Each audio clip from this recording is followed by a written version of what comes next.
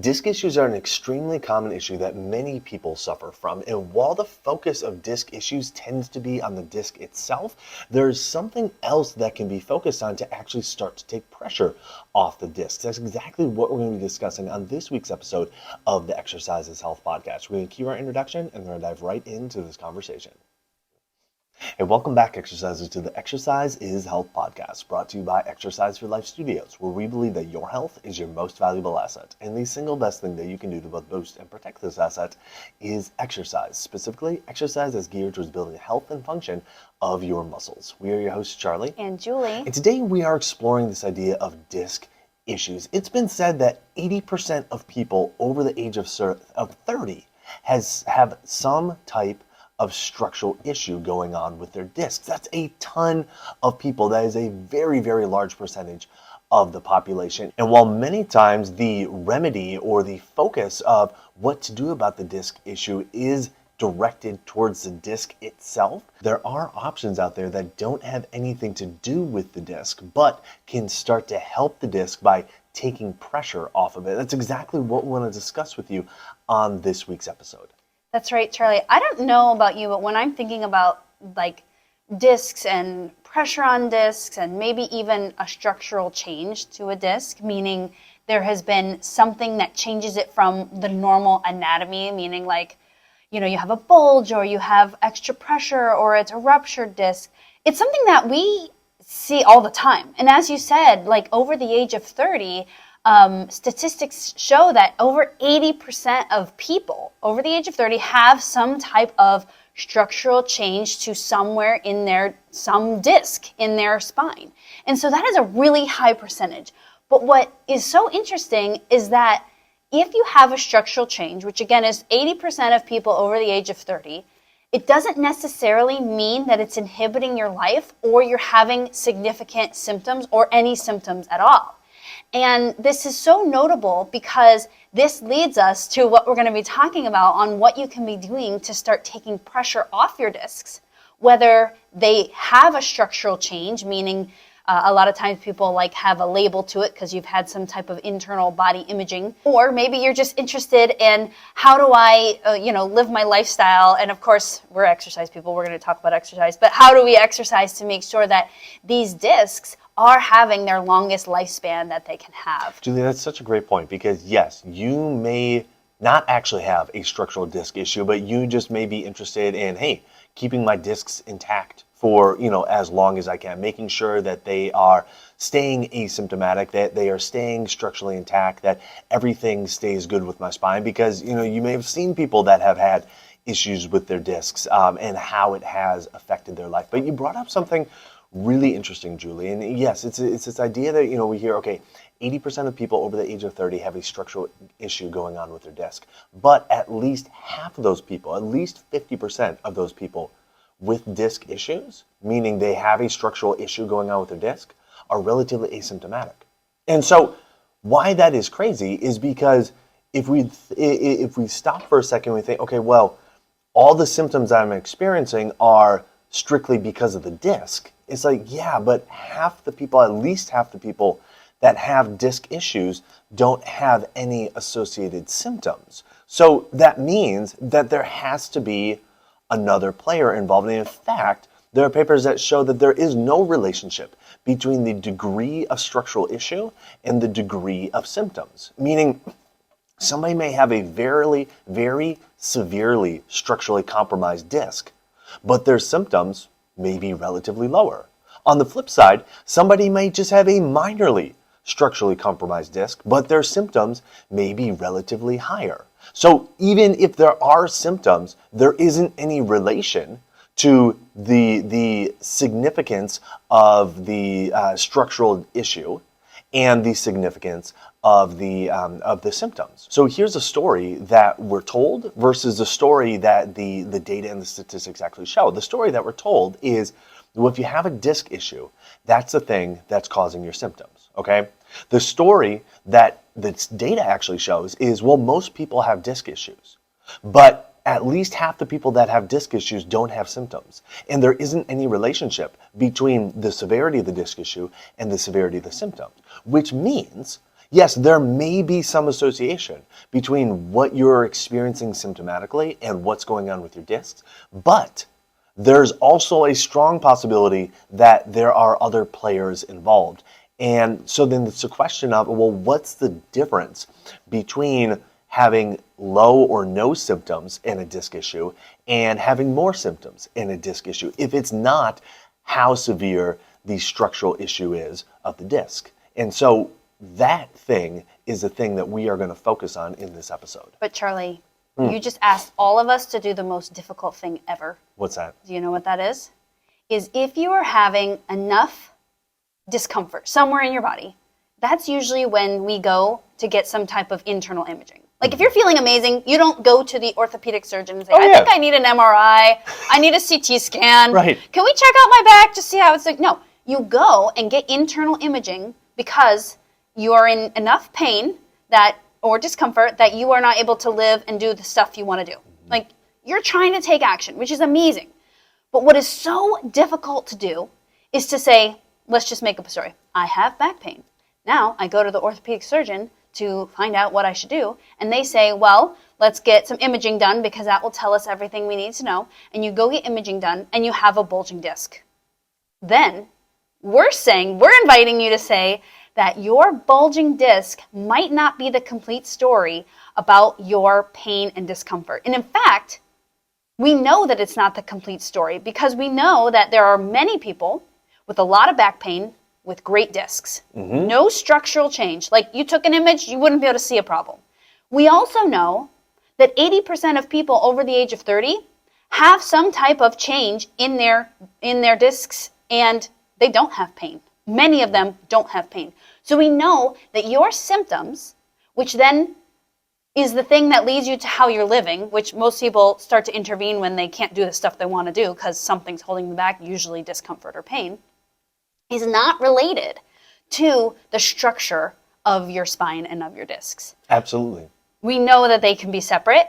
And so we're going to approach this in a way of saying, this is how we can keep this area of your body, your spine, your discs, your whole structure back there, as supported as possible. And what we find more often than not is that whether you have something diagnosed, labeled, pictured on a scan or image or not, that when you do these things, your spine becomes stronger, more resilient, less symptomatic. You're able to take your spine and your core and do more stuff with it, play with your grandkids on the ground, go travel to Italy, sit on an airplane for way too many hours, all those things. We know that when you do these things, whether you have bulging stuff or not, something diagnosed or not, an image or not, that you do much better and your body can handle it so much better, all these fun activities that we want you to be doing.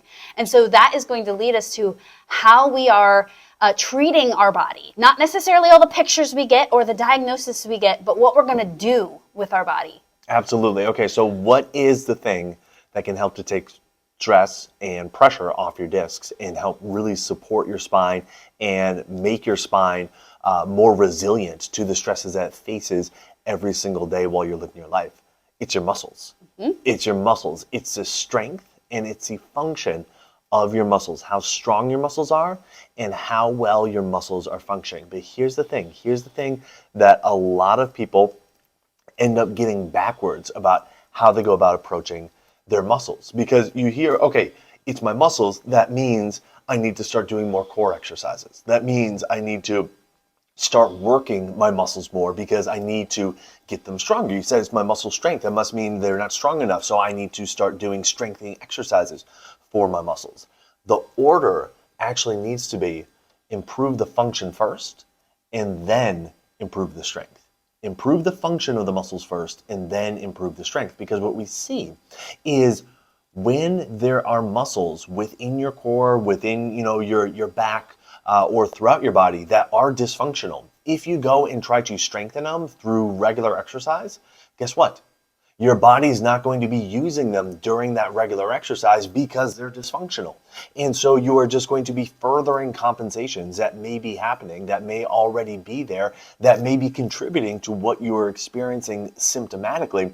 And the exercises that you're doing may just be causing these stronger muscles, the already well-functioning muscles, continue to get stronger, but not doing anything to stimulate the muscles that are underworking, that are dysfunctional. So that's why we say improve the function first and then go about focusing on improving the strength, okay? Because here's the thing. The more muscles you have functioning well, the less stress there's going to be on your discs, okay? The stronger your muscles are, the less stress there's going to be on the disc. And the more muscles that you have stronger, okay, the less stress overall there's going to be on your discs.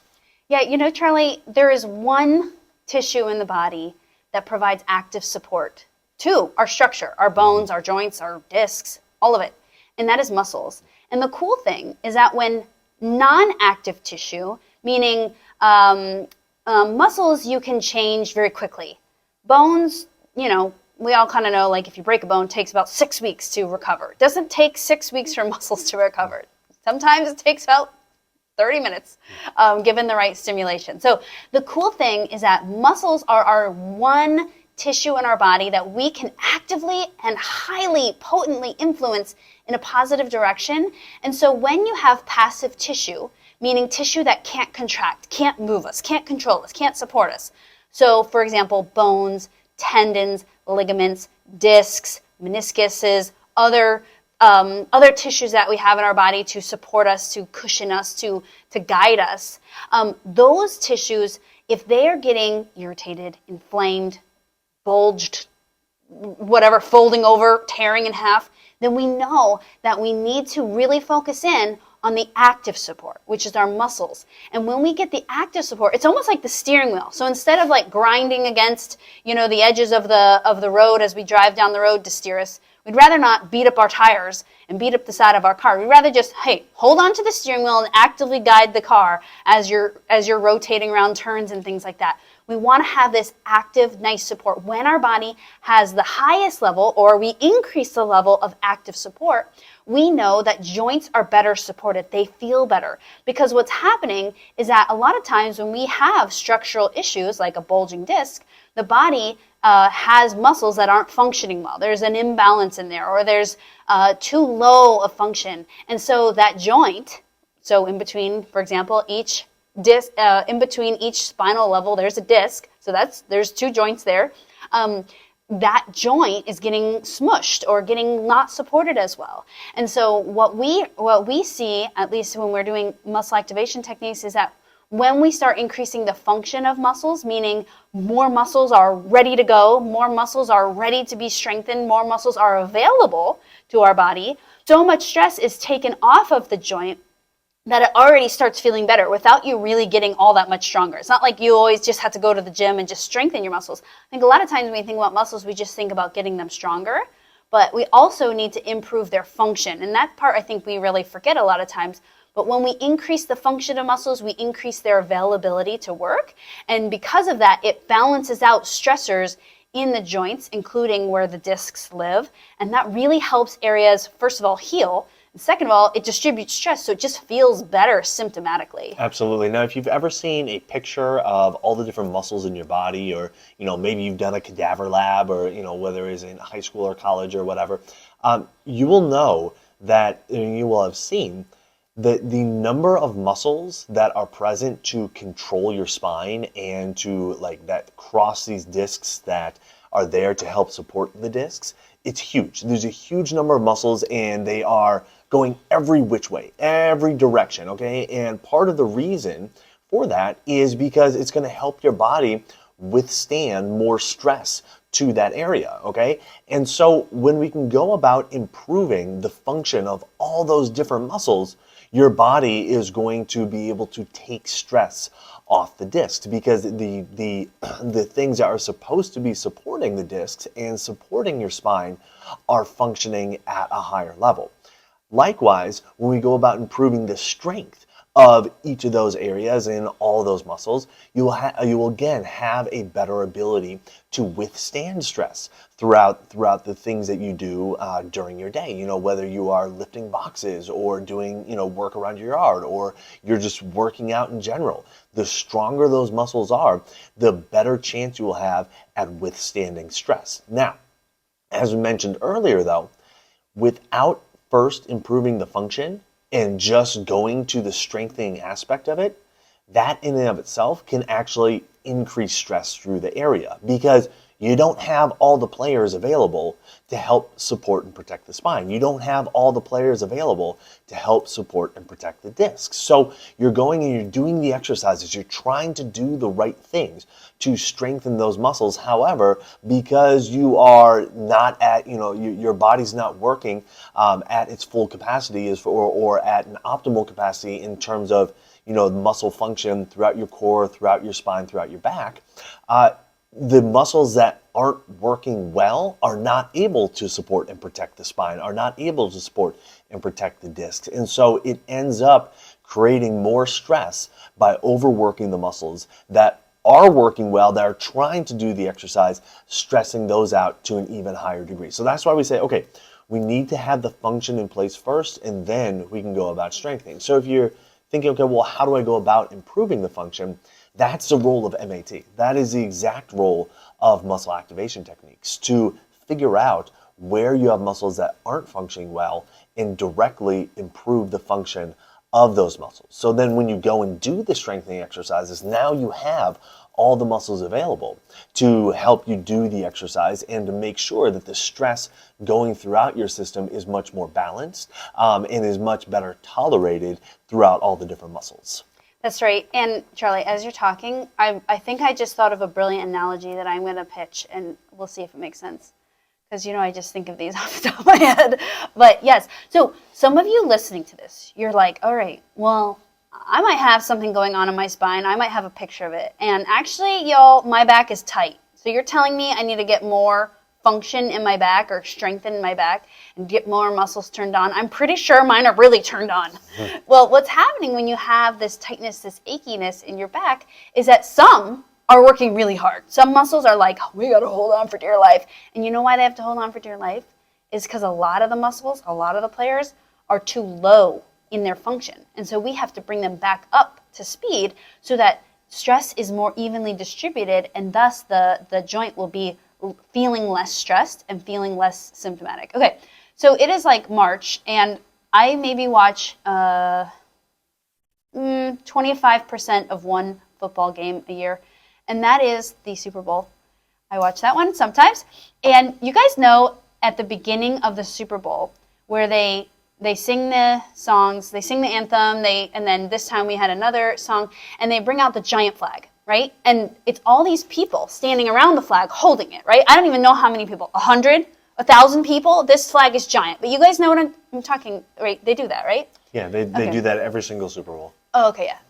See, that's the game I watch. So, okay, so imagine, you guys see how perfectly they do that? It's like there are some wiggles, there are some things happening, but the flag never touches the ground.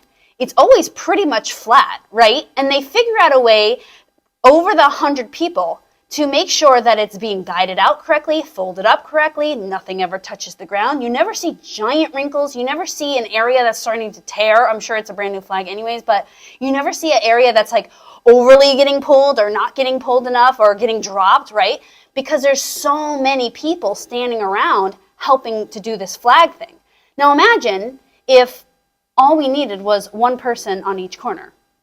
That would be a little bit crazy looking. Just imagine them pulling that big of a flag out and there was only 4 people. There would be a lot of pulling and tugging and stress on that flag because the stress would be distributed amongst 4 people instead of 100 people. So what we often see with joint function and joint symptoms is that your joint isn't just falling apart. There's not muscles making your joint move.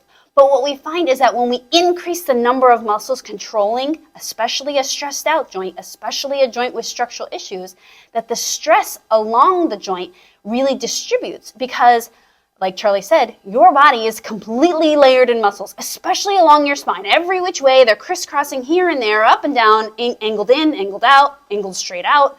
And so that alleviates stress on the joint because there's so many muscles pulling in lots of different directions, and that's how it gets so intricately guided appropriately. It's just that so many of us have many dysfunctional muscles, and then this joint, it's still moving along. We might be limping on it. We might be painful while we're using it. But we find that everything smooths out the more and more muscles that get on board, just like the American flag on the Super Bowl field. The more people that are guiding that flag, the more smoothly it's going to go, versus less and less and less down to the bare minimum, which would just look messy and like a disaster, but maybe it could get the job done. But we want to see the most muscles participating, the most muscles taking stress off of that joint as possible. Now, what's super interesting about the discs in particular is, yes, we definitely need to have a focus of what's going on with the muscles within the core, the low back, along the spine. But there are many other areas of your body that will have an influence over how your back and how your back is feeling and the stresses that your discs are taking on. Your feet, your knees, your hips, even like your shoulders and stuff will have an influence over these areas, over like this structure of your body and these structures of your discs. And so with that in mind, like when you're thinking about, okay, well, what should I be doing from a strengthening perspective? Does it mean that, I need to do planks, I need to do back extension, I need to do some crunches, I need to do, all that. So yes, you need to be strengthening your core muscles. Absolutely. You need to be strengthening your low back muscles. Absolutely.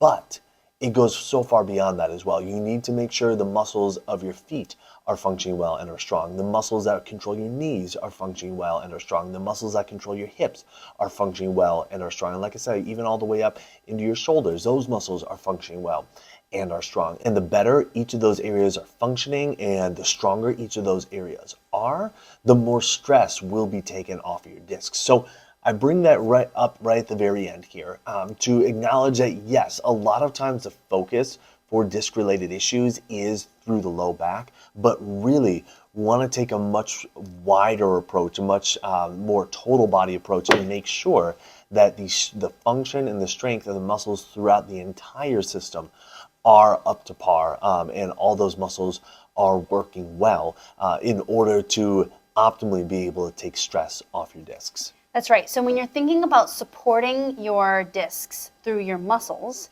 which we know is an amazing way to take pressure off your joints, to support your joints, and especially your disc area, first we want to think about function. We want to think about getting more and more muscles participating so that they can get stronger, so that they can provide support. A lot of them, people unknowingly have muscles that are shut down or unavailable. And then the second thing is that we want to start building strength in these muscles, building resiliency, building stress tolerance in these muscles, because we want you to be able to use your body to do the stuff you want to do. So we want to be thinking total body strengthening, upper body, core and spine, hips, knees, and ankles when we're thinking about strengthening.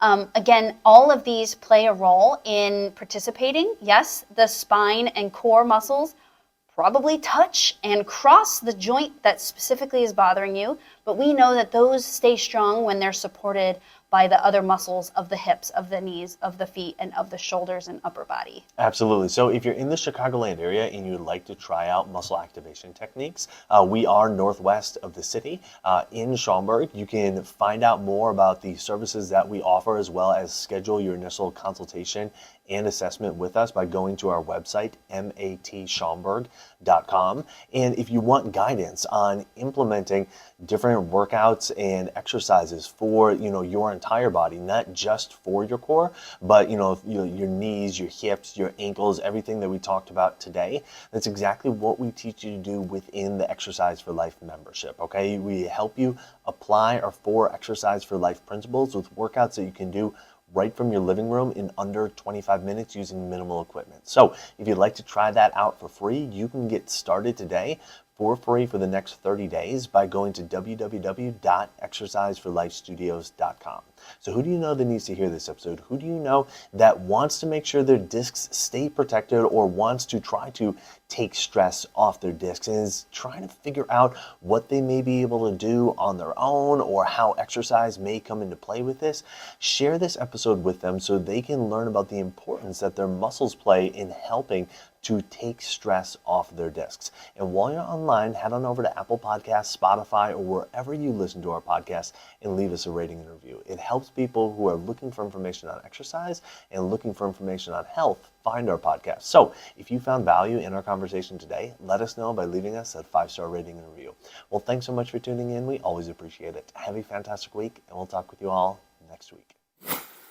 This podcast is for information purposes only. The statements and views on this podcast are not medical advice. This podcast, including Julie and Charlie Gates, disclaim responsibility for any possible adverse effects from the use of information contained herein. Opinions of guests are their own, and this podcast does not endorse or accept responsibility for statements made by guests. This podcast does not make any representations or warranties about guest qualifications or credibility. This podcast may contain paid endorsements or advertisements for products or services. Individuals on this podcast may have a direct or indirect financial interest in products or services referred to herein. If you think you have a medical issue, consult a licensed physician.